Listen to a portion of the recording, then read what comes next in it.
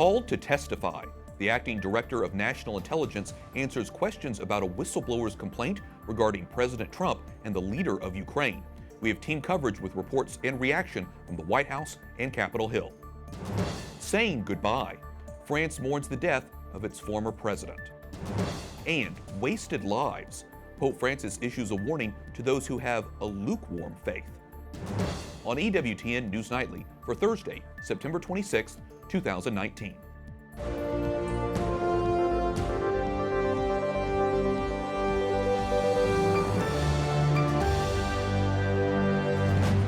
Good evening from Washington, D.C., and thank you for joining us for news from a Catholic perspective. I'm Wyatt Goolsby. The whistleblower at the center of Congress' impeachment inquiry alleges that President Donald Trump abused the power of his office. He claims the president tried to solicit interference from a foreign country in the 2020 election. He also alleges the White House tried to hide the transcript between the president and the leader of Ukraine. Correspondent Jason Calvi brings us the latest from Capitol Hill. Jason? Wyatt, the whistleblower makes claims about what happened before President Trump asked Ukraine's president to investigate Joe Biden. The whistleblower claims that earlier Ukrainian officials were led to believe that that call depended upon the president of Ukraine showing his willingness to, quote, play ball. Now everyone has a chance to read the whistleblower's claims.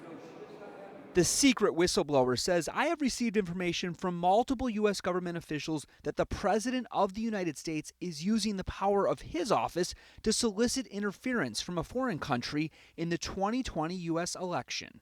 The person adds, I was not a direct witness to most of the events described.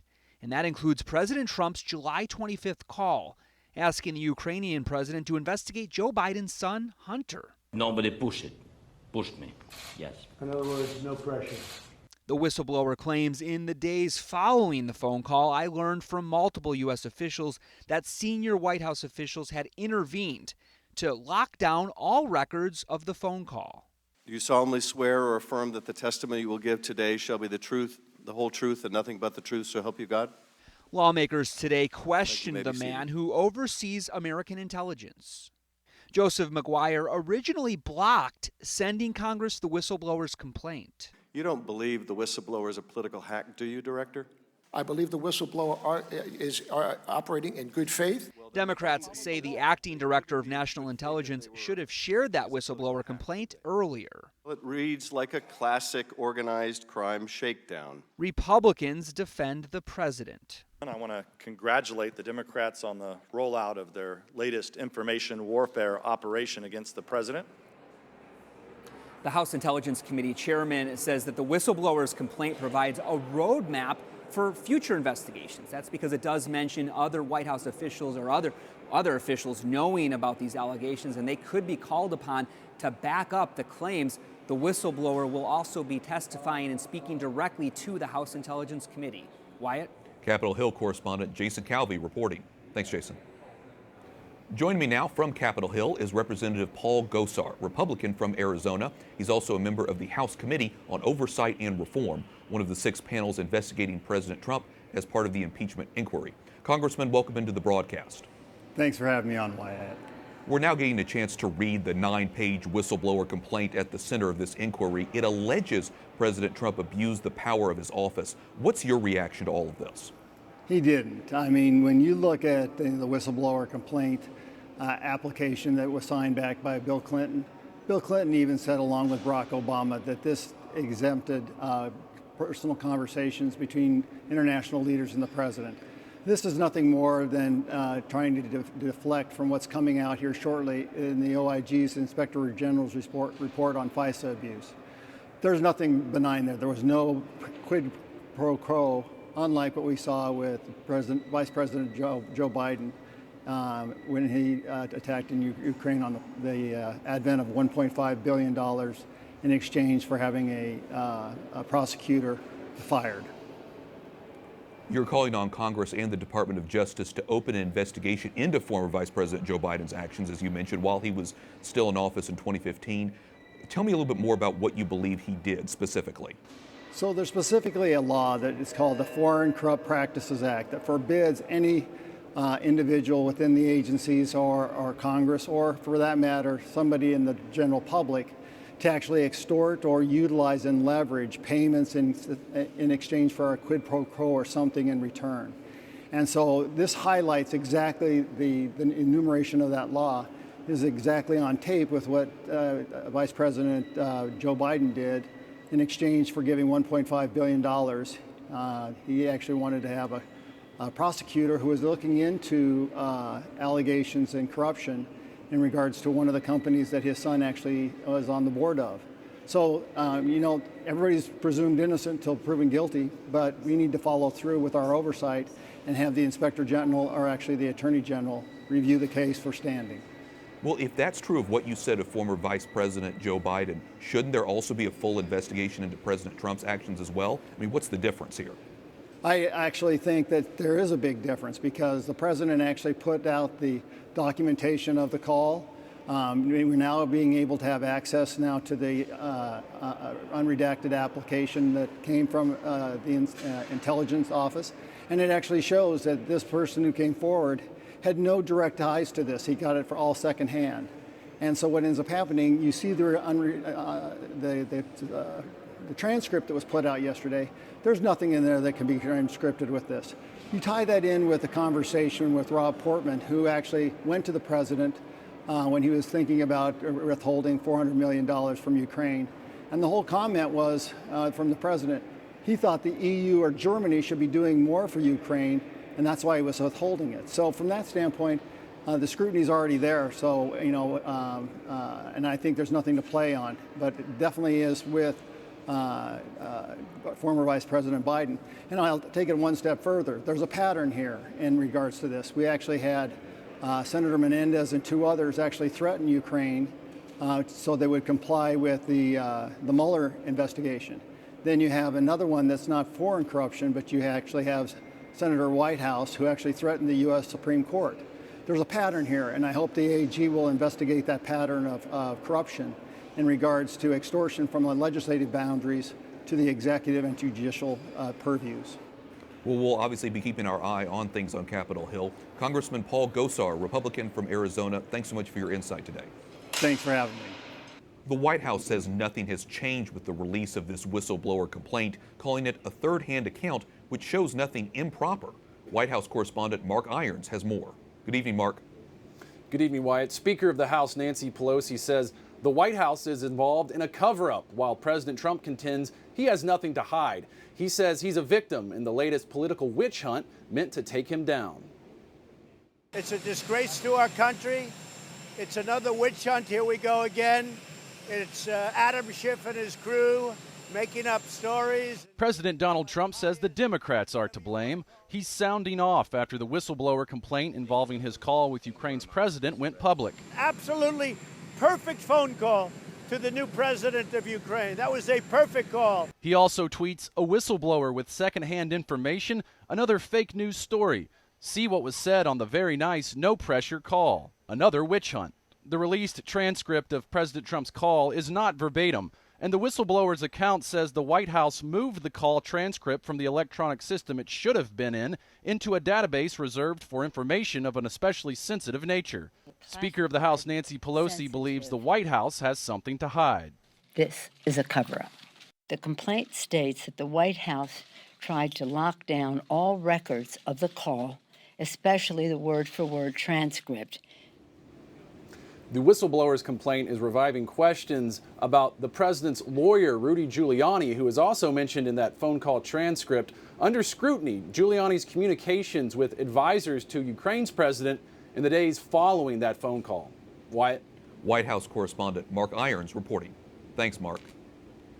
And joining us now in the studio is Clare Lopez, Vice President for Research and Analysis for the Center for Security Policy. She's also a former CIA officer. Clare, welcome back to the show. Thanks so much for coming in. Thank you, Wyatt. I'm very glad to be with you. You were looking at the transcript itself. Was there anything unusual or troubling about President Trump's conversation with the president of Ukraine? No, not at all. I've read that transcript or the rendition of the phone call. As the president has said, it was a very fine call. It was a nice call. It was congratulatory for the new president of Ukraine, Volodymyr Zelensky. They talked about a number of different things. The president brought up the case of the inspection into the Bidens and the corruption that the Ukrainian government itself had been trying for at least 2 years, the information to get to the U.S. government. The initiative was the Ukrainian government's initiative to get that information to the U.S. government until now, unsuccessfully. Now the president is talking to the new president of Ukraine, brings it up entirely properly. And I'll note something right here that perhaps would help to put this in perspective, and that is the United States Constitution. Article 2, Section 3 is a clause called the Take Care Clause.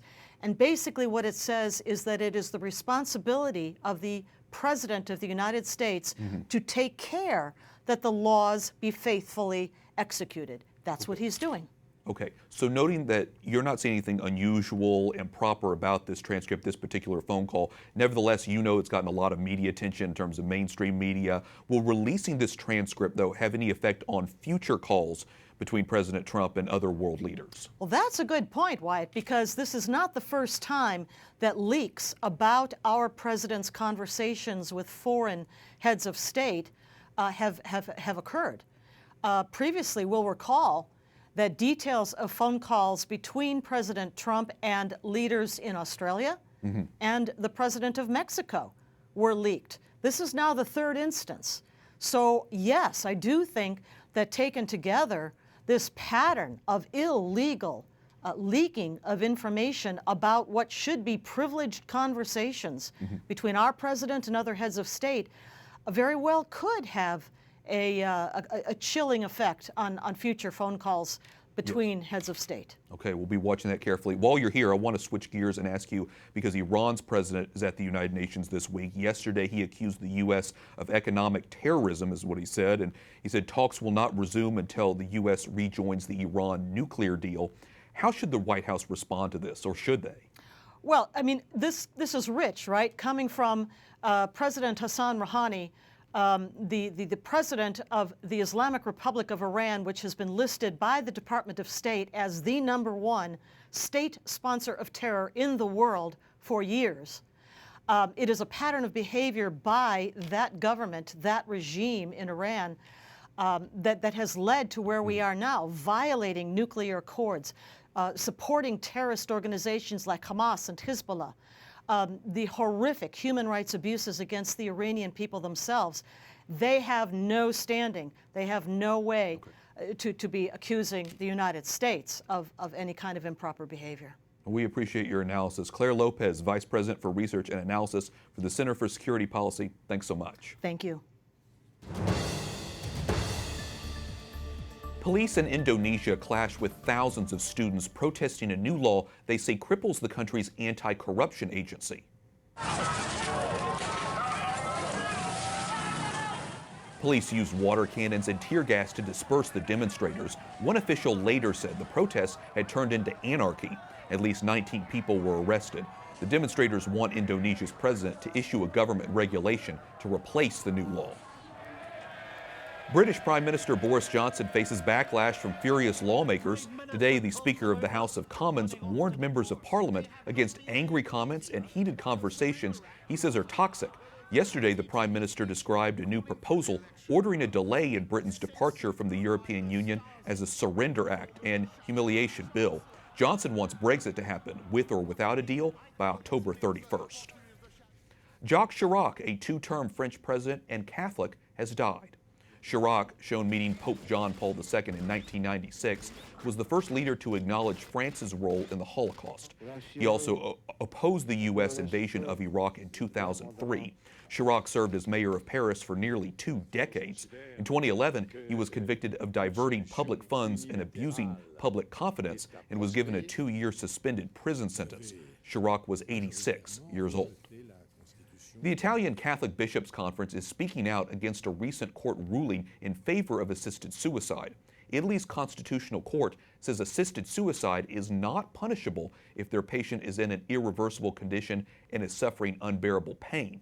The bishops say the decision paves the way for a culture of death.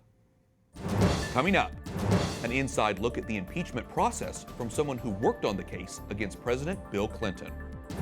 And remembering Cardinal William Levada.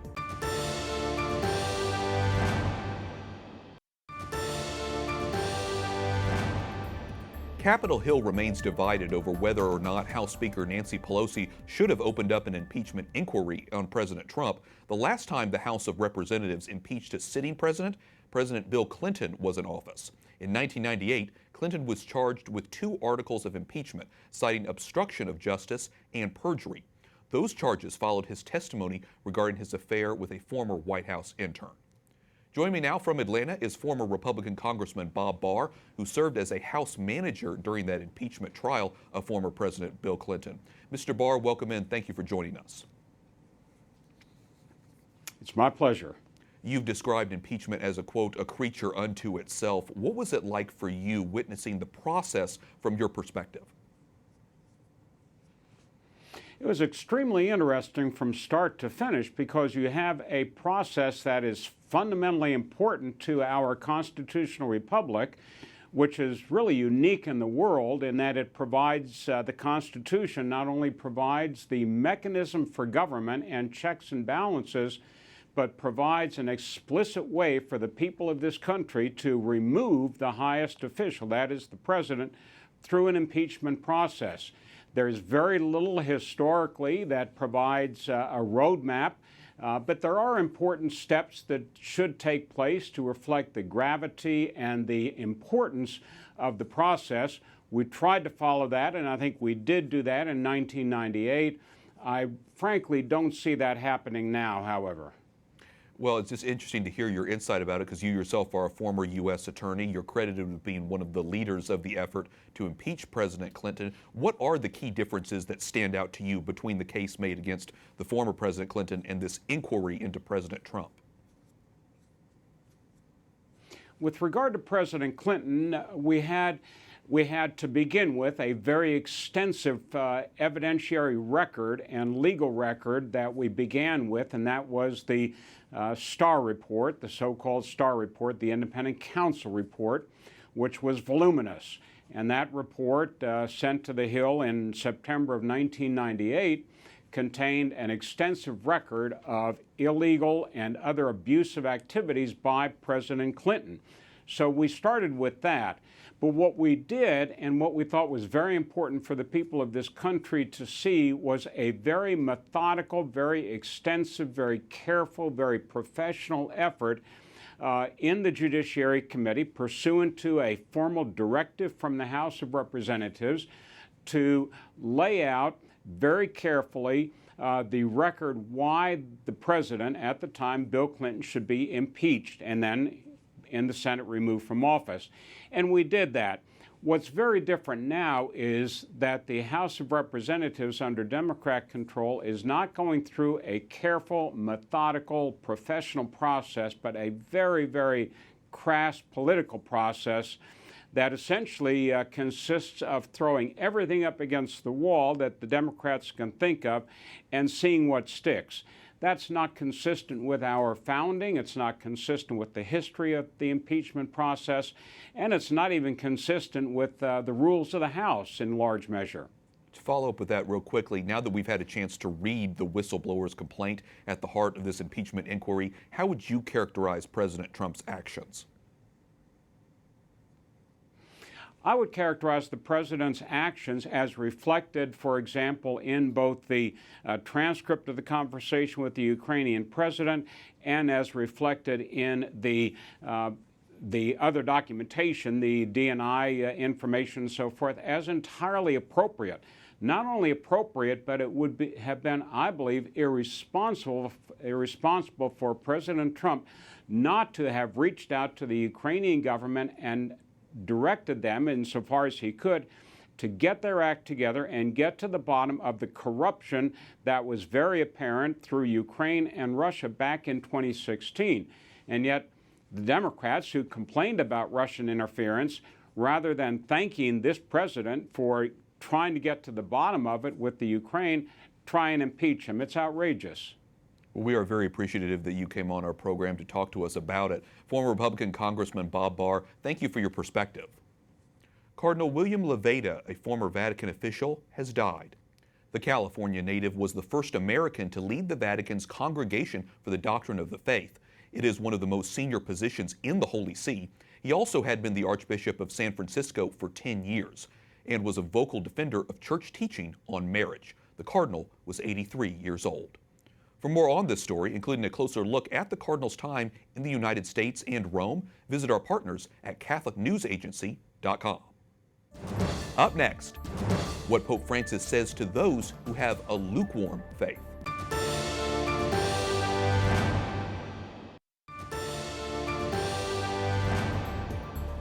Quando ci prende lo spirito di tepore.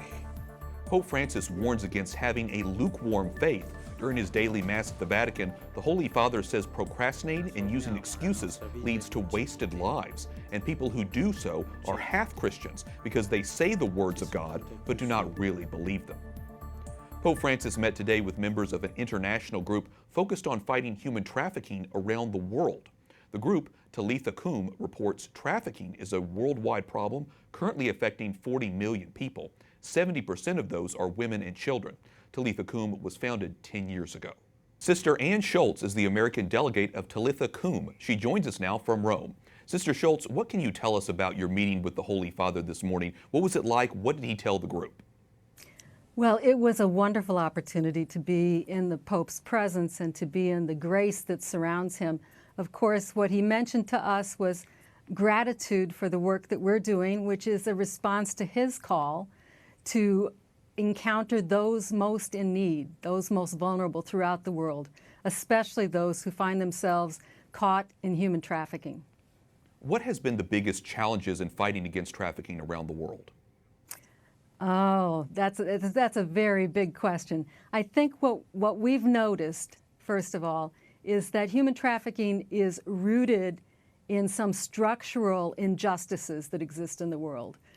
People are trafficked because they're made vulnerable by poverty. They're made vulnerable because they're forced to migrate. They're made vulnerable because they're discriminated against, either because they're a woman or a member of a minority group of some kind. And those are tough problems to tackle.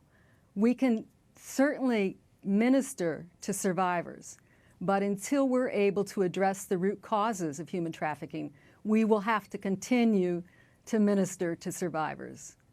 Well, as I mentioned, you're a delegate for Talitha Cum. Tell us more about Talitha Cum. What was the motivation for starting it, and how has the group changed the way that the U.S. manages anti-sex trafficking? Well, Talitha Cum was founded in 2009. This is our 10th anniversary. It's an international network of networks. So there are about 44 networks throughout the world who are much like the network in the United States. So in the United States, we have a network which is named U.S. Catholic Sisters Against Human Trafficking. We're one of those networks in the larger Talitha Cum network. And our focus in the United States has been on three things. First of all, ministering to survivors. So Catholic sisters across the nation provide safe housing, re-entry and counseling to victims of human trafficking. We also have mounted a number of efforts to educate Americans, particularly those in professions such as healthcare, education, hospitality, to recognize the signs of human trafficking so that we can find those in need of rescue. And the third area of our concern in the United States is advocacy, making sure that we have in place the legal structures that we need to deal with traffickers and to discourage human trafficking. And that would include all kinds of legislation, from legislation around migration to legislation around just wages, all kinds of, at the national level, the local level, the state level. So those are the three areas that we've been working on in the United States. We're a little younger than Talitha Kum. U.S. Catholic Sisters Against Human Trafficking is just 5 years old.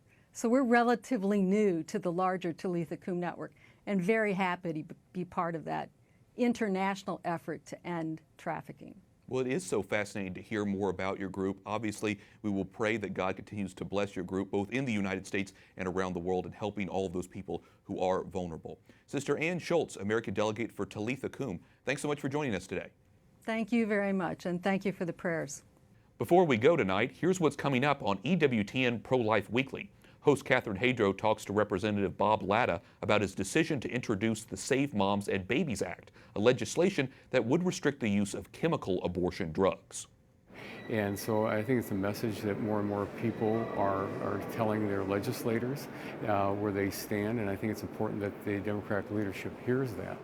You can see more of Catherine's interview tonight at 10 p.m. Eastern on EWTN. Visit EWTN.com for additional times.